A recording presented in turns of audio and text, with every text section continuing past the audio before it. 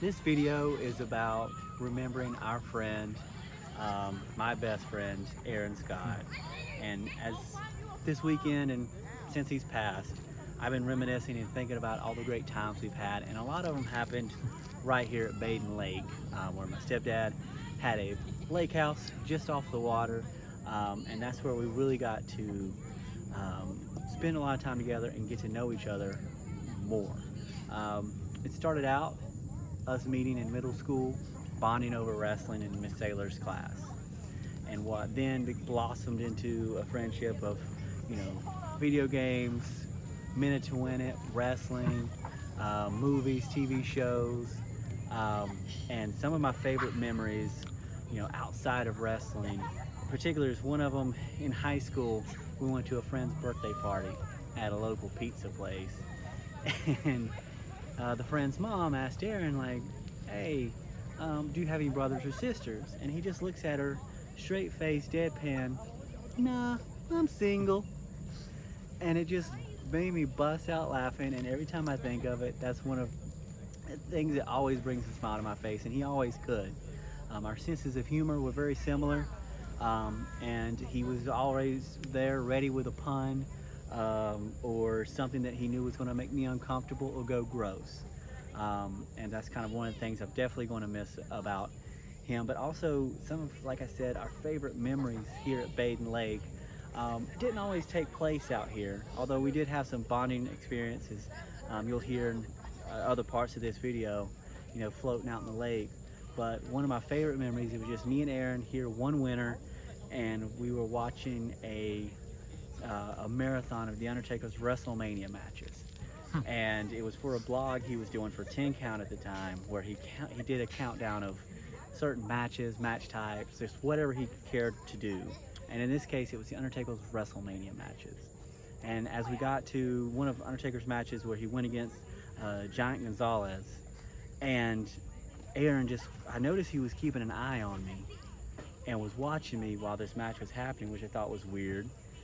And then all of a sudden I realized why. When Giant Gonzalez used chloroform on The Undertaker to get disqualified, and he just busts out laughing when he sees my face react to this, and I'll never forget it. And he still talks about, he would still talk about chloroform and that match for years later.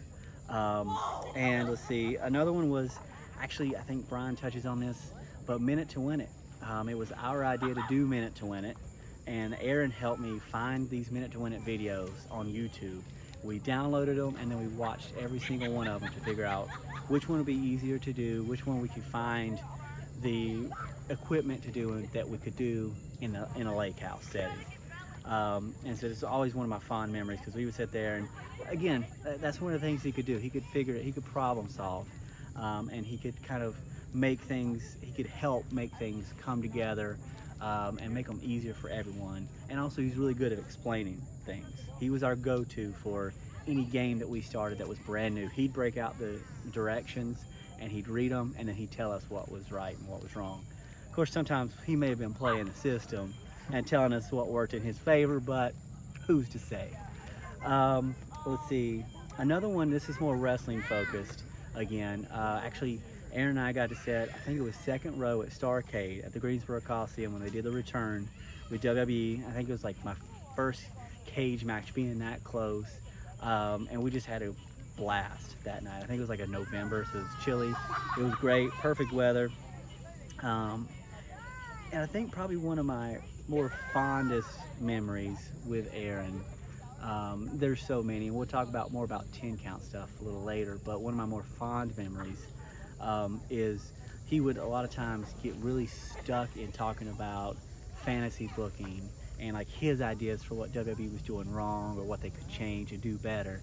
So one of my favorite moments was actually, or not really moments, it's just he took that, and when we had the tag team division, he used that, and it kind of helped us do very well in the first couple of seasons of the tag team division, the Alliance, because he would have these ideas, and or he would at least pay attention and have these like he would use logic or just probability and help with fantasy questions, like figured out logically what's the best answer for a fantasy question.